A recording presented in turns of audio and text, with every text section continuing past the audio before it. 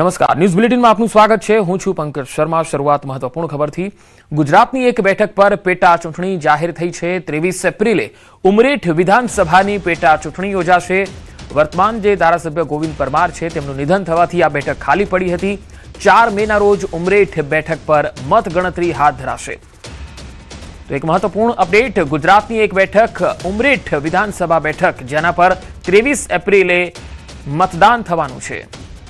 ગોવિંદ પરમારનું નિધન થતા આ બેઠક ખાલી પડી હતી। 4 મેના રોજ ઉમરેઠ બેઠક પર મતગણતરી એટલે કે પરિણામ આ બેઠકનું આવશે। 23 એપ્રિલે ઉમરેઠ વિધાનસભાની પેટા ચૂંટણી છે। ગોવિંદ પરમારનું થોડા દિવસ પહેલા જ નિધન થયું હતું। ઘણા લાંબા સમયથી તેમની સારવાર ચાલતી હતી અને તેના કારણે આ બેઠક જે છે એ ખાલી પડી છે અને તેના કારણે જે ચૂંટણી પંચે આજે જે 4 અલગ અલગ રાજ્યોમાં જે ચૂંટણીની તારીખો જાહેર કરી છે તેમાંથી ઉમરેઠમાં વિધાનસભાની પેટા ચૂંટણીની તારીખ પણ જાહેર કરી છે। વધુ માહિતી મેળવીએ સંવાદદાતા જનક જાગીરદાર આણંદથી મારી સાથે જોડાયા છે। જનક, ઉમરેઠની હવે વિધાનસભાની પેટા ચૂંટણી યોજાશે, કયા પ્રકારનો માહોલ છે હાલ? ચોક્કસ પંકજ, ઉમરેઠના ભારતીય જનતા પાર્ટીના ધારાસભ્ય ગોવિંદભાઈ રૈજીભાઈ પરમારનું તાજેતરમાં અવસાન થયું છે અને જેના કારણે ઉમરેઠ વિધાનસભા બેઠક ખાલી પડી છે। ચૂંટણી પંચે હાલ એક નિર્ણય લીધો છે કે જે પેટા ચૂંટણીઓનું આયોજન કરવું એ સંદર્ભે ઉમરેઠમાં આગામી ખૂબ નજીકના જ ભવિષ્યમાં ચોક્કસ કહી શકાય કે હાલ અમારા જિલ્લા સંગઠન ભાજપમાં પણ વાત થઈ અને એમણે બી થોડુંક આશ્ચર્ય વ્યક્ત કર્યું છે કે અમારી અપેક્ષા કરતા ખૂબ જલ્દી આ રીતની ચૂંટણીઓનું આયોજન થઈ ગયું છે। 13મી એપ્રિલે ઉમરેઠ વિધાનસભા બેઠકની ચૂંટણી યોજાશે એટલે ચોક્કસ કહી શકાય કે આ મતદાનની પ્રક્રિયા હાથ ધરાશે અને 4 મે એટલે એ ચૂંટણીના પરિણામો આવશે એટલે ચોક્કસ કહી શકાય કે ખૂબ નજીકના ભવિષ્યમાં આ પેટા ચૂંટણી યોજાશે। જી જનક, આભાર માહિતી આપવા માટે। તો 4 મેના રોજ ઉમરેઠ બેઠક પર મતગણતરી થશે। હવે આગળ વધીએ। 5 રાજ્યની ચૂંટણી તારીખો જાહેર થઈ ગઈ છે। 9 એપ્રિલે અસમ, કેરળ અને પુડુચેરીમાં ચૂંટણી યોજાશે। કેરળ, અસમ અને પુડુચેરીમાં એક જ તબક્કામાં ચૂંટણી યોજાશે। તમિલનાડુમાં 23મી એપ્રિલે એક જ તબક્કામાં મતદાન થશે। તો પશ્ચિમ બંગાળમાં 2 તબક્કામાં મતદાન થવાનું છે। 23 અને 29 એપ્રિલ એમ 2 તબક્કામાં પશ્ચિમ બંગાળમાં ચૂંટણી થશે। પહેલા તબક્કામાં 152 બેઠકો પર મતદાન છે, જ્યારે બીજા તબક્કામાં 142 બેઠકો પર મતદાન થવાનું છે। 4 મેના રોજ 5 રાજ્યોમાં મતગણતરી હાથ ધરાશે।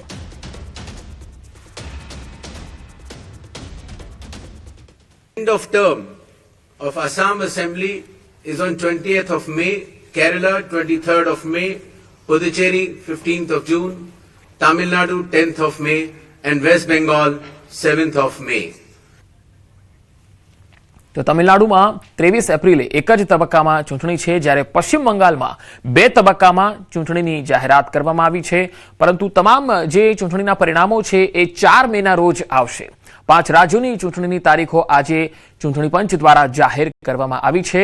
સાથે સાથે અપીલ પણ કરવામાં આવી છે કે વધુમાં વધુ લોકો પોતાના મતાધિકારનો ઉપયોગ કરે, મતદાન બૂથ સુધી જાય અને પોતાના લોકશાહીના આ પર્વમાં સહભાગી બને।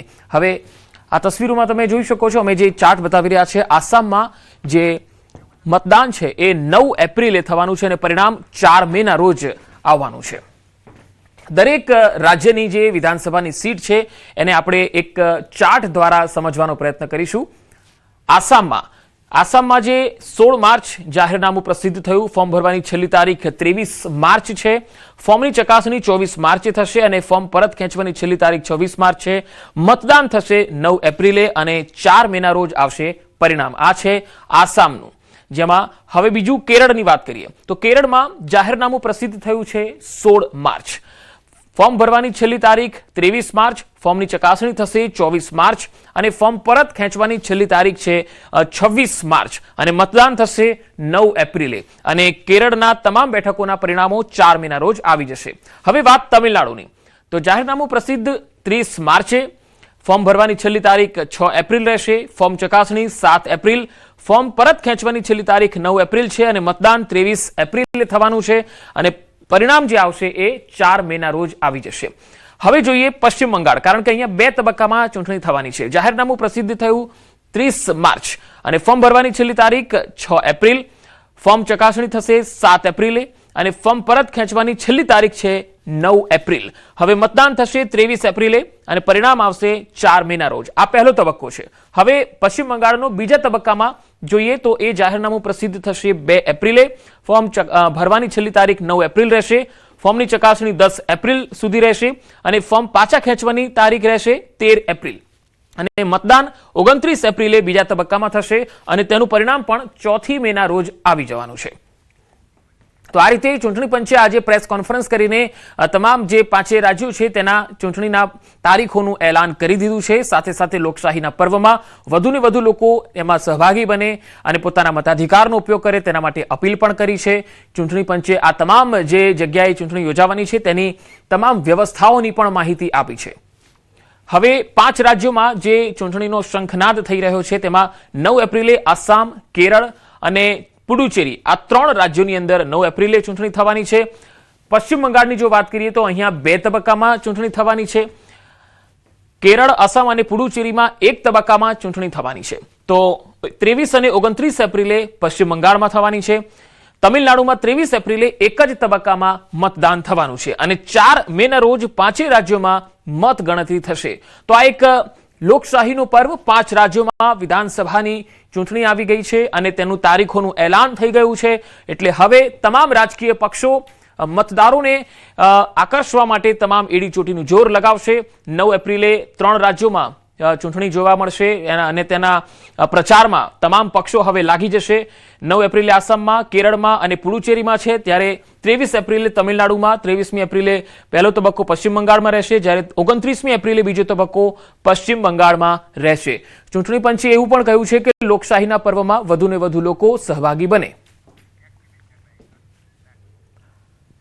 ગુજરાતમાં સ્થાનિક સ્વરાજ્યની ચૂંટણીને લઈને તમામ પક્ષોએ પોતાની કમર કસી લીધી અને તેમની વચ્ચે ગીર સોમનાથ જિલ્લાના મુખ્ય મથક વેરાવળ ખાતે જિલ્લા કોંગ્રેસ કાર્યાલયનું ઉદ્ઘાટન થયું.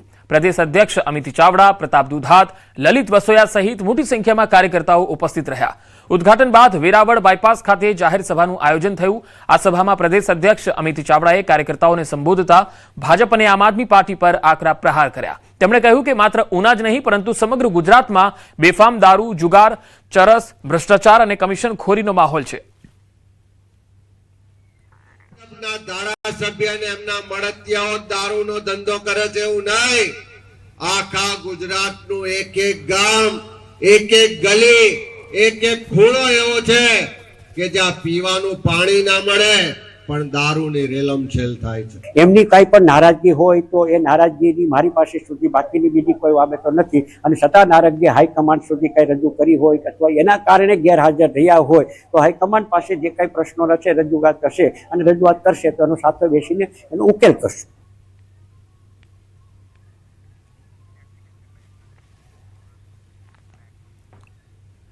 પ્રદેશ ભાજપ પ્રમુખ જગદીશ વિશ્વકર્મા આજે સુરત જિલ્લાના પ્રવાસે આવ્યા. મહુવા તાલુકાના વસરાઈ ગામે બૂથ સમિતિ કાર્યકર્તા સંમેલનમાં હાજરી આપી. સંગઠનને પાયાના સ્તરેથી મજબૂત બનાવવા માટે યોજાયેલ આ સંમેલનમાં ભાજપના કાર્યકર્તાઓ મોટી સંખ્યામાં જોડાયા હતા. સંમેલનને સંબોધતા પ્રદેશ ભાજપ પ્રમુખે કોંગ્રેસ પર આકરા પ્રહાર કરતા તેને ભ્રષ્ટાચાર અને કમિશનખોરીનો પર્યાય ગણાવ્યો. ગેસ સિલિન્ડરની અછત અને લાઈનો અંગે ચાલી રહેલી રાજનીતિને લઈને પણ તેમણે વિપક્ષની ટીકા કરી. કાર્યક્રમમાં પ્રદેશ મહામંત્રી પ્રશાંત કોરાટ, સ્થાનિક ધારાસભ્યો, સાંસદો અને જિલ્લા ભાજપના પદાધિકારીઓ ઉપસ્થિત રહ્યા.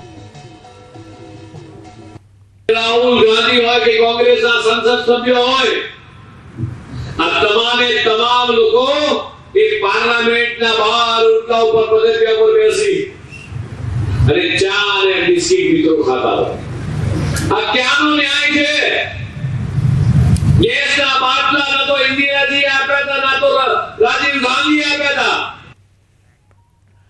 પ્રેમ લગ્નના વિવાદમાં ઠાકરસિંહની પ્રતિક્રિયા. ખેડાના કિસ્સામાં ઠાકરસિંહ રબારીએ નિવેદન આપ્યું, દીકરીને પરત લાવવા અમે મહેનત કરીશું.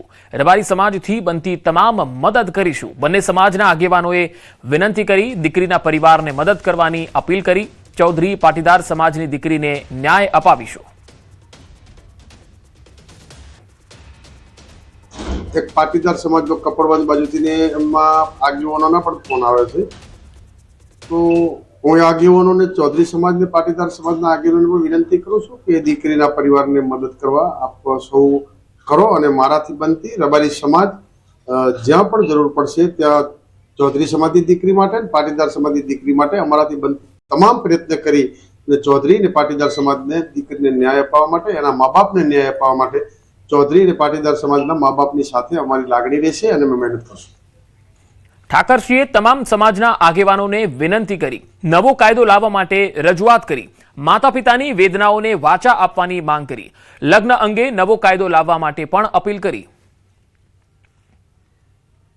તમામ સમાજોને વિનંતી, આગેવાનોને ઉમિયા ધામ, ખોડલ ધામ, રાજપૂત સમાજના મોભીઓ, આશાપુરા ધામ, એ તમામ સમાજોને વિનંતી કરું છું કે આપ સૌ આવો અને તમામ સમાજોના મા બાપની જે વેદનાઓ છે એ વેદનાને વાચા આપવા નવો કાયદો લાવીને મા બાપની મંજૂરી વગર લગ્ન ના કરી શકે એવો કાયદો લાવવા સૌને અપીલ કરું છું. ખેડાના લસુંદરા ગામની પાટીદાર દીકરીએ અન્ય સમાજના યુવક સાથે લગ્ન કરવાનો જે મામલો હતો, પાટીદાર દીકરીને પરત લાવવાના એસપીજીના પ્રયાસો, ગૌરાંગ પટેલ અને પૂર્વિન પટેલ સહિતના એસપીજીના આગેવાન આવતીકાલે દીકરીના પરિવાર સાથે મુલાકાત કરશે. પરિવાર સાથે મુલાકાત કરીને દીકરીને પરત લાવવાના પ્રયાસો કરીશું એવું પણ તેમણે કહ્યું છે. દીકરીએ પરિવારની સંમતિ વગર પ્રેમ લગ્ન કર્યાનો દાવો છે. દીકરી માટે માતાની રબારી સમાજના આગેવાન ઠાકરસિંહ રબારી પાસે મદદ માંગી. દીકરી પરત સોંપવાની પાટીદાર મહિલાએ કરી છે માંગ. ખેડા જિલ્લાના લસુંદરા ગામની દીકરીના પરિવારે પાટીદાર સમાજ અને દરેક સમાજ પાસે એક માંગણી કરી છે કે અમારી દીકરીને કોઈ અન્ય સમાજના વ્યક્તિ પગાડીને લઈ ગયા છે. આ કેસ ઉપર એસપીજી ગ્રુપના શ્રી ગૌરાંગભાઈ પટેલ, પૂર્વિનભાઈ પટેલની ટીમ ઓલરેડી 2 દિવસથી કામ કરી રહી છે અને ખાસ કરીને આવતીકાલે સવારે 11 વાગે અમે લોકો સમગ્ર પાસ ટીમ અને એસપીજીના આગેવાનો સાથે અમે પરિવારને મળીશું અને દીકરીને પરત લાવવા માટેના તમામ પ્રયાસો કરવામાં આવશે. મહેસાણાના કડી તાલુકામાં પ્રેમ સંબંધનો કરુણ અંજામ આવ્યો. નંદાસણ પોલીસ સ્ટેશનની હદમાં ખેલાયો ખૂની ખેલ. કડીના રાજપુર હાઈવે પર આવેલી અબારીસ કંપનીના ગેટ સામે મહિલાની એક શખ્સે હુમલો કરી દેતા ચકચાર મચી ગઈ. ઘટનાની વાત કરીએ તો મહિલા નોકરીથી ઘરે પરત ફરી રહ્યા હતા. એ સમયે આરોપીએ ત્યાં પહોંચીને મહિલા સાથે ઝપાઝપી કરી. ત્યારબાદ આરોપીએ ઉશ્કેરાઈને મહિલાને છરીના ઘા ઝીકી દીધા. આ ઘાતકી હુમલા પાછળનું કારણ જાણીને પોલીસ પણ આશ્ચર્યચકિત થઈ ગઈ. પોલીસ તપાસમાં ખુલ્યું કે બંને વચ્ચે પ્રેમ સંબંધ હતો. બંને વચ્ચે પ્રેમ સંબંધ હોવાની વાતનો મહિલાની દીકરીએ જ ઘટસ્ફોટ કર્યો હતો. સાથે દીકરીએ કહ્યું કે તેની માતા આરોપી સાથે હવે સંબંધ આગળ વધારવા માંગતા ન હતા, જેથી આરોપીએ ઉશ્કેરાઈને મહિલા પર જીવલેણ હુમલો કર્યો. ઇજાગ્રસ્ત મહિલાનું સારવાર દરમિયાન મોત થયું, જે બાદ પોલીસે ગણતરીના કલાકોમાં આરોપીને દબોચી લીધો. જે મરણ જનાર અમૃતબેન છે તેઓને ડાભી સેંધાજી ખેંગારજીનાઓ સાથે પ્રેમ સંબંધ હોય. જેઓને પ્રેમ સંબંધ નહીં રાખવા બાબતે આ કામના મરણ જનારે ના પાડતા આ કામના આરોપીએ મરણ જનારને તેમના પેટના ડાબા ભાગે છરી મારી ઈજા પહોંચાડેલ હોય, જેથી તેઓ 5/3/2026 થી સારવાર દરમિયાન હોય અને આ સારવાર દરમિયાન તેમનું 13/3/2026 ના રોજ મૃત્યુ નિપજેલું હોય. જે બાબતે ફરિયાદ હકીકત આધારે નંદાસણ પોલીસ સ્ટેશન ખાતે ગુનો નોંધી આગળની કાર્યવાહી હાથ ધરવામાં આવેલ છે. વાવથરાદમાં માસૂમ બાળકી પર દુષ્કર્મ થયું. પોલીસે ગણતરીના કલાકોમાં આરોપીને ઝડપી લીધો. આરોપી બાળકીને બાઇક પર બેસાડીને લઈ ગયો. બાળકીને ઝાડીઓમાં લઈ જઈ દુષ્કર્મ આચર્યું. પોલીસે આરોપીની ધરપકડ કરી વધુ તપાસ હાથ ધરી છે. ભોગ બનનાર બાળકી હાલ સારવાર હેઠળ છે. બાવળની ઝાડીઓની વચ્ચે એ બાળકી સાથે દુષ્કૃત્ય કરે છે અને ત્યારબાદ સખત અંધારું થઈ જતા ભોગ બનનારના પિતા તેની શોધખોળ કરતા હોય અને આરોપીને સતત ટેલિફોન કરતા હોય, પરંતુ તેનો ફોન બંધ આવતો હોય. આશરે 8 વાગ્યાની આસપાસ આરોપી ભોગ બનનારને એમના પોતાના જ ઘરે ઉતારી અને ત્યાંથી જતો રહે છે અને થરાદ પોલીસ દ્વારા અલગ અલગ ટીમો બનાવી અને ખૂબ ગંભીરતાપૂર્વક તાત્કાલિક એક્શન મોડમાં આવી જાય અને અલગ અલગ ટીમો દ્વારા ગણતરીની કલાકોમાં જ આરોપીને દબોચી લઈ અને તેની વિરુદ્ધમાં ગુનો દાખલ કરી અને કાયદેસરની કાર્યવાહી કરી અને તેને જેલ હવાલે કરી દેવામાં આવેલ છે. રાજકોટમાં એમબીબીએસના ફાઇનલ યરના વિદ્યાર્થીના આપઘાત મામલે પોલીસે માનસિક અને શારીરિક હેરાનગતિ કરવા અંગે 5 વિદ્યાર્થીઓ સામે ગુનો નોંધ્યો છે. રાજસ્થાનના જેસલમેરના ફલસુંડ ગામના રહેવાસી 26 વર્ષીય યુવક રતનકુમાર મેઘવાલ છેલ્લા 4 વર્ષથી એમ્સ હોસ્પિટલમાં એમબીબીએસનો અભ્યાસ કરતા હતા. 14 માર્ચના રોજ રેલવે ટ્રેક પર પડતું મૂકીને આપઘાત કરી લીધો. ઘટના સ્થળેથી રેલવે પોલીસને યુવકની બેગ મળી છે, જેમાં મોબાઈલ ફોન, ટેબ્લેટ અને નોટબુક મળી આવ્યા. નોટબુકમાં 17 પેજની સુસાઇડ નોટ મળી આવી છે. આ સુસાઇડ નોટમાં એક યુવતી સાથે સંબંધ હોવાની શંકાના આધારે કેટલાક વિદ્યાર્થીઓએ તેની સાથે મારપીટ કરી હતી અને માનસિક હેરાનગતિ શરૂ કરી હતી. મૃતકના પિતાનો આરોપ છે કે સતત હેરાનગતિના કારણે દીકરો માનસિક રીતે તૂટી ગયો અને અંતે આત્મહત્યાનું પગલું ભરવા મજબૂર થયો.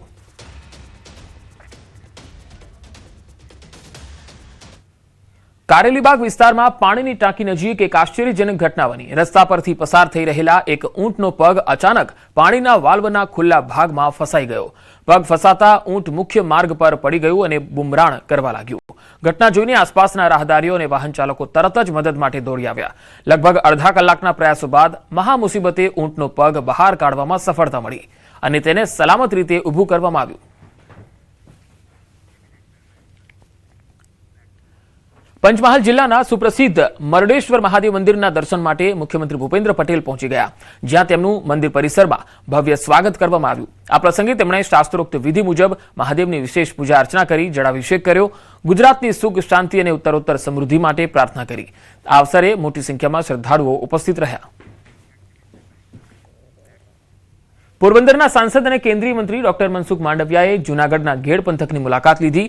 આ દરમિયાન તેમણે વરસાદી પાણીના ભરાવાની સમસ્યાના કાયમી ઉકેલ માટે ચાલી રહેલી યોજનાની સમીક્ષા કરી. તેમણે મેખડી ગામે સાબલી નદીને ઊંડી કરવાની કામગીરી અને ફૂલરામા ગામ નજીકના પ્રોજેક્ટનું નિરીક્ષણ કર્યું. અધિકારીઓને કામની ગુણવત્તા જાળવી તેની સમયમર્યાદામાં પૂર્ણ કરવા સૂચનાઓ પણ આપી. આ પ્રવાસ દરમિયાન તેમણે સ્થાનિક ગ્રામજનો સાથે પણ સંવાદ કરી તેમના પ્રતિભાવો મેળવ્યા હતા. આ કામની મેં આજે સમીક્ષા કરી છે. કેટલાક ચાલુ કામોની મેં પ્રત્યક્ષ મુલાકાત લીધી છે. ઉચ્ચ અધિકારીઓ સાથે રિવ્યુ પણ કર્યો છે. આગામી દિવસોની અંદર તબક્કાવાર ગેડ પંથકને નદીઓની ઊંડા ઉતારવાના કામોને હાથ ધરવામાં આવશે. 5 વર્ષના અંતે સમગ્ર વિસ્તારની અંદર પાણી ભરાવાથી કિસાનોના પાકને થતા નુકસાનમાંથી મુક્તિ મળશે. રાજ્યના વન અને પર્યાવરણ મંત્રી પ્રવીણભાઈ માળીના હસ્તે પાલનપુર ખાતે નવનિર્મિત ડેપો વર્કશોપનું લોકાર્પણ કરાયું. ગુજરાત રાજ્ય માર્ગ વાહન વ્યવહાર નિગમ દ્વારા બનાસકાંઠા જિલ્લાના પરિવહન માળખાને વધુ આધુનિક બનાવવાના હેતુથી પાલનપુર ખાતે નવનિર્મિત ડેપો વર્કશોપ તૈયાર કરાયું. આ પ્રસંગે મંત્રી અને ધારાસભ્યએ એસટીના ડ્રાઈવર અને કંડક્ટર કર્મચારીઓને ભોજન પીરસીને પ્રોત્સાહિત કર્યા. પર્યાવરણની જાળવણી માટે વૃક્ષારોપણ કર્યું. મંત્રીએ વર્કશોપ ખાતે વિવિધ સુવિધાઓનું પણ નિરીક્ષણ કર્યું. રાજ્ય સરકાર દ્વારા 460.43 લાખના ખર્ચે તૈયાર થયેલું આ નવું વર્કશોપ બિલ્ડિંગ 15,712 ચોરસ મીટરના વિશાળ વિસ્તારમાં ફેલાયેલું છે. જૂના અને જર્જરિત ડેપોનું ડેમોલિશન કરી ત્યાં અત્યાધુનિક આરસીસી ફ્રેમ સ્ટ્રક્ચરવાળું બાંધકામ કરવામાં આવ્યું. પાલનપુરની અંદર વર્કશોપનું 4.5 કરોડના ખર્ચે આજે લોકાર્પણ કરવામાં આવ્યું છે. એમાં પ્રેરક ઉપસ્થિત માન્ય ધારાસભ્ય શ્રી અનિકેતભાઈના પ્રેરક ઉપસ્થિતિની અંદર આ કાર્યક્રમ સંપન્ન થયો. જીએસઆરટીસી લોકોની સુખાકારી માટે જે કંઈ સુવિધા ખૂટતી હોય એ કરવા માટે તત્પર છે અને એના જ ભાગરૂપે આજે ડીસાનું બસ સ્ટેશન અને જોડે પાલનપુરનું વર્કશોપનું આજે લોકાર્પણ કરવામાં આવ્યું છે. આપણી વાહન વ્યવહાર નિગમની જે બસોનું ને બધાનું સમારકામ પહેલાં પણ અહીં જ થતું હતું, પરંતુ એકદમ આધુનિક રીતે અહીં બસોનું મેન્ટેનન્સ થાય એ માટેની તમામ પ્રકારની સુવિધાઓ અત્રે આ વર્કશોપની અંદર ઉપલબ્ધ કરાવવામાં આવી છે. ખાનગી સ્પેસ સેક્ટરમાં ગુજરાતે રચ્યો છે ઇતિહાસ. યુવા વૈજ્ઞાનિકોને નવી તક. ગુજરાતના પ્રથમ સાઉન્ડિંગ રોકેટનું સફળ લોન્ચિંગ કરાયું. ધોલેરાના બાવળિયારી ખાતે વિજ્ઞાન અને પ્રૌદ્યોગિકી મંત્રી અર્જુનભાઈ મોઢવાડિયાની ઉપસ્થિતિમાં કાર્યક્રમ યોજાયો. અમદાવાદના startup Om space rocket and exploration દ્વારા લોન્ચિંગ કરાયું. બપોરે 1 વાગ્યે અસ્થાયી લોન્ચિંગ કોમ્પ્લેક્સ પરથી આ રોકેટ ઉડાન ભરી હતી. આ રોકેટે અંદાજે 3 કિલોમીટર ઊંચાઈ સુધી પહોંચીને સફળ પરીક્ષણ કર્યું. આ બુલેટિનમાં અત્યારે આટલું જ. નમસ્કાર.